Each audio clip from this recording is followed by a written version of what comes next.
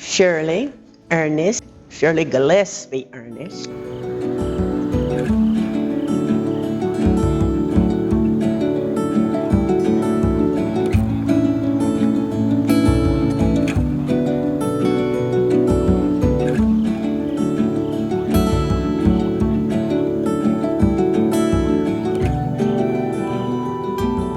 Probably 44, born in 38. No specific thing. I do remember being in the first grade, looking at the mountains over there. Didn't like school. I did not want to be here. So I'm standing and looking over those mountains. And I just wasn't a happy camper. But it was just the first grade. I can remember we sit at a long table. Yeah. And I'm facing the mountains over there. Well, everyone were friends, whatever class you were in. And most of us started, like, say, in the first grade. We went all the way to the 12th grade. She was a girl she lived down where I live in Langston. And not only were we together at school, you see, we saw each other on the weekends. So that made my best friends were really the ones that were from where I lived, everything.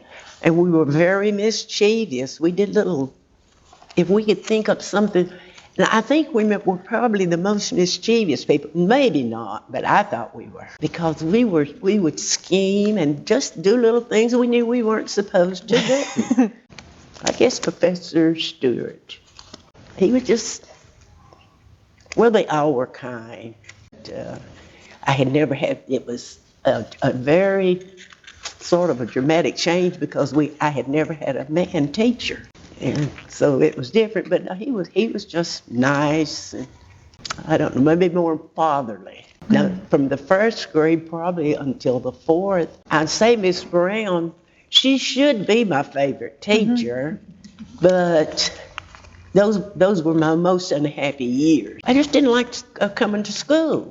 We had to come so far to school. And I didn't want to leave home. I had two siblings younger than I, and they needed me there to watch over them, tell them what to do. And besides that year I had a baby sister born in September. Why did I have to come to school?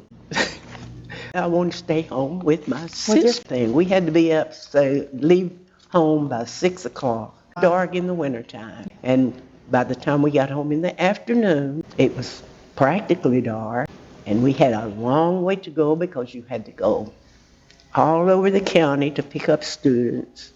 And what is now a 15-minute ride could have been an hour then.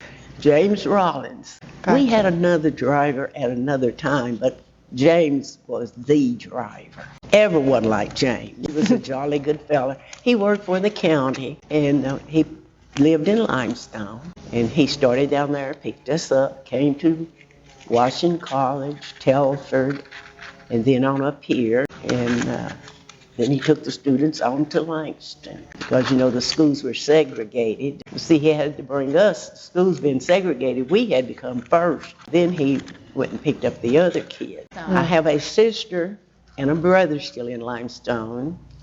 I have a sister in Michigan, a brother in Nashville, moved to Michigan, but he wanted to come back to Tennessee, and then I have 3 siblings dead. As a matter of fact, my son went here in the first grade. That was 1963, and when they segregated the schools in 64. That is the most memorable. I wrote that on my paper, operetta. Had operettas at the end of the school year, every year. And the reason I said that was my claim to fame. I always had a starring role in the operettas. And it wasn't because I was pretty. It wasn't because I was talented. But I could sing.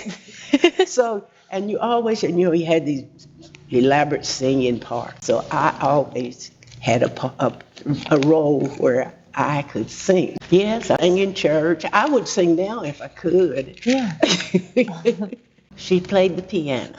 The reason they had, of course, in the operetta, like you had your little speaking parts, which weren't really great. Everything was done in song. And everyone could play a part because from the smallest to the oldest, you always had the ones that had to sing. You had the flowers and the fairies and the heavenly elements or whatever, So there was always something for everyone. And we had a lady Miss Ryans. Now, she lived here in Jonesboro. She could make costumes, and she made them out of crepe paper, and they're very pliable, and they were beautiful. And we had a basketball team later on. Professor Stewart was here. Before that, we had no men teachers, so therefore we knew nothing about ball, but we had a basketball team. We played here. We didn't have anyone to play. I could say the schools were segregated. We had no one to play. If we played, we actually had to play the high schools more or less, and we played Langston and actually beat them. Grammar school kids beat me. Oh, they were heartbroken. They were crying when it was over because they were so puffed up and going to poke fun at us. We went up there and beat their pants off. One time we had like 3 rooms, and then later on we basically only had 2. We did have some classes like not math, but algebra, geometry, chemistry, that we would have 2 grades in, like 9th and 10th, 11th and 12th. But basically we had, each grade. And the transition wasn't, matter of fact, it was better. And of course, we were leaving here, say, with, I think there were 8, maybe 9 students in the class I was in the 8th grade. And you go up there and we had a class of like 60. That wasn't normal to have 60 in a class. We had so many they had to have 2 rooms just for the 9th grade. Those were the students in Johnson City, and they were coming from 2 grammar schools plus. And we had students actually that were coming, I think, up maybe Mountain City, a few others from even other little places. Yes, I had, 3 of my younger sisters went. I'm glad it is preserved, very much so. And the way they destroyed Langston, because the school isn't there, that's just the gymnasium. I didn't consider it scary, but it was different, and we were like a pack. My class, which consisted of 4 girls and 4 boys, and especially us girls, we just stayed together, didn't care whether you accepted us or not, and sort of like our little gang. Yeah. You had friends and enemies, non-friends. There were people you liked and there were people you didn't. And well, the one thing that bonded us together was the basketball team. Quite naturally, you all become friends. That meant students in the seniors, whatever. And maybe other things, anything where you had to be together with your homeroom. But then there were students that you didn't associate with. Things that we didn't, I remember we used to have spelling bees. Did like spelling bees because I may not have been the winner, but I was always one of the last one standing. Or they just weren't really good spellers. And we played outside, just green games.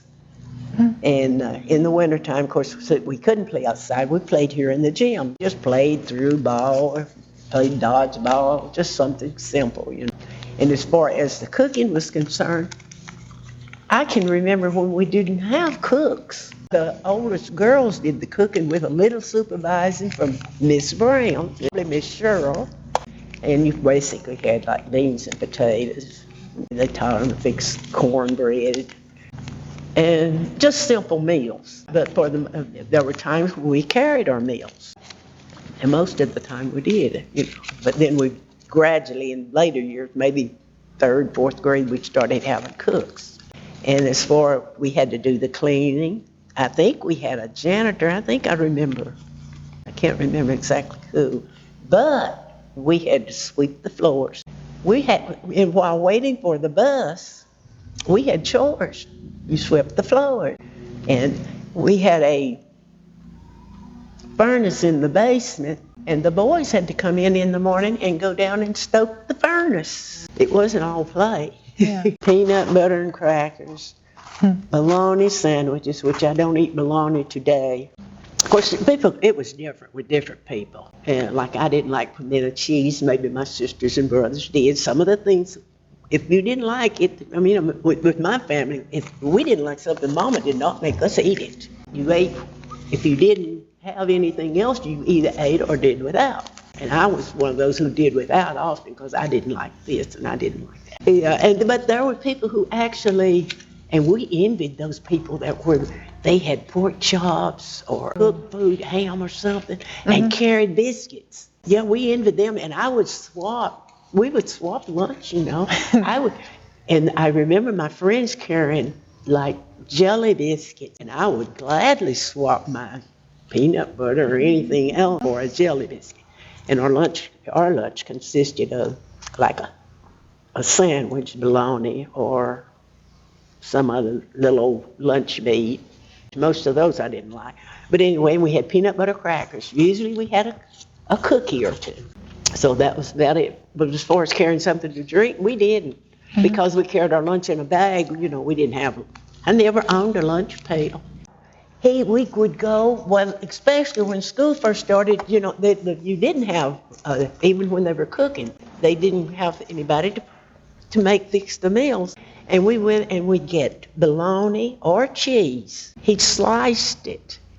And he had an open box of crackers. And you could get cheese and crackers or cheese and bologna, and we'd get a soda. I think it was 5 cents. And for a dime. Now I love cheese and crackers to this day. The girls' bathroom was down here, and the boys' bathroom was on that end. And we had restricted places where we could play. We weren't allowed to play down here. In the summertime, sometime after, all of this after we had a male teacher, we would play ball down here, baseball. And we never did have what you say, a team or anything. But we were allowed to play ball down here on the back. And we could play from all around through here up the side of the school, but we weren't allowed to play in that part where you drive in out there. I don't know, other than probably for safety's sakes. And where you out here where you can go all the way down to, we weren't allowed to go but so far down, you didn't go. We didn't really have that good of supervision outside anyway. And not only did they teach us reading, writing, and arithmetic, we also did have the hickory stick. They had a paddle. Yes, I got paddled. To be honest with you, only 2 times I ever got paddled. It was something I hadn't done anything really. It was just a teacher just not listening or someone lying. I can remember 2 times I got paddled. We had the, bus. We used to ride the bus. I have never been in love with going to school. Even in high school, I wasn't crazy about going to school. I guess I learned to accept it probably around 4th grade, just to accept the fact this is life. I didn't go on to school. I had a son, so I just worked more or less. I did housework for me most of the time. Then when I was about 25, I started working at the Magnabox plant in Greenville, where I worked until I retired. We made Magnabox TVs, but it no longer exists because they sold out while I was still there. And we become Philips, North American Philips, which is a international, company. And then they sold out, moved away from the country, and a local company bought us. And my last 2 or 3 years there was with the local. I had friends there now we really bonded there because, for one thing, I was there 36 years. And some of the people I worked with, maybe 20 of those 30 years, same people. And you couldn't help but become close with them. And then maybe later on you worked with their children. And it's highly probable that there were a few grandchildren. It prepared me in a way to get along with people. Mostly, it wasn't so much the skill. I think when you work in a plant or something like that, you have to have not necessarily a love, but I'm a mechanically minded person rather than being academic. I think maybe I often think I wish I had become a school teacher and I had the opportunity after I retired to work with kindergarten children in the foster grandparent program.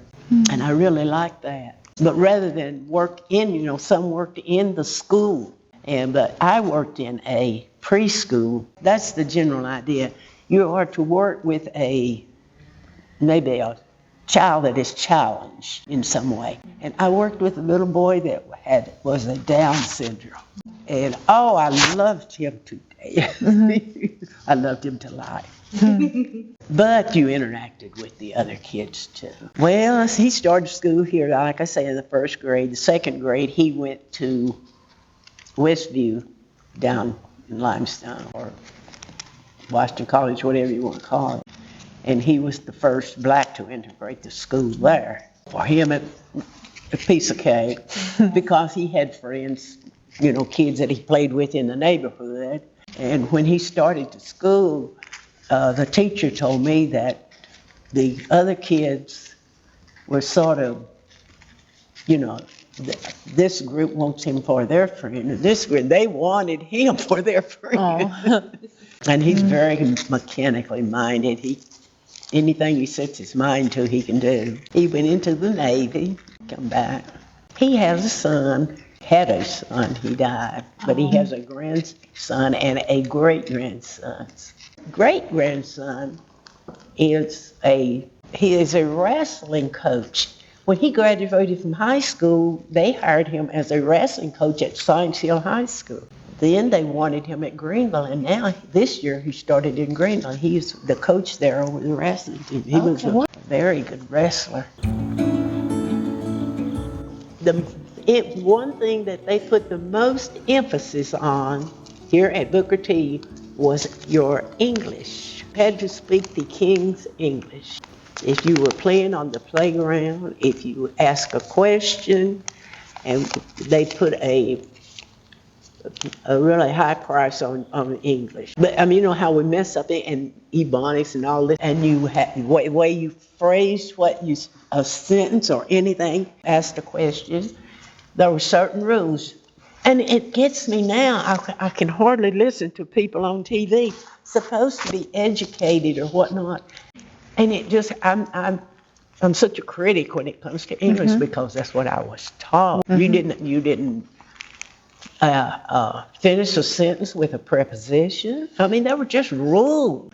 And I still, they jump out at me. We were permitted just to wear our normal clothes. We wore jeans, skirts, But then when we went to high school, we weren't allowed at first to wear jeans, to wear dresses. And then after that principal left, then we finally were allowed to wear jeans.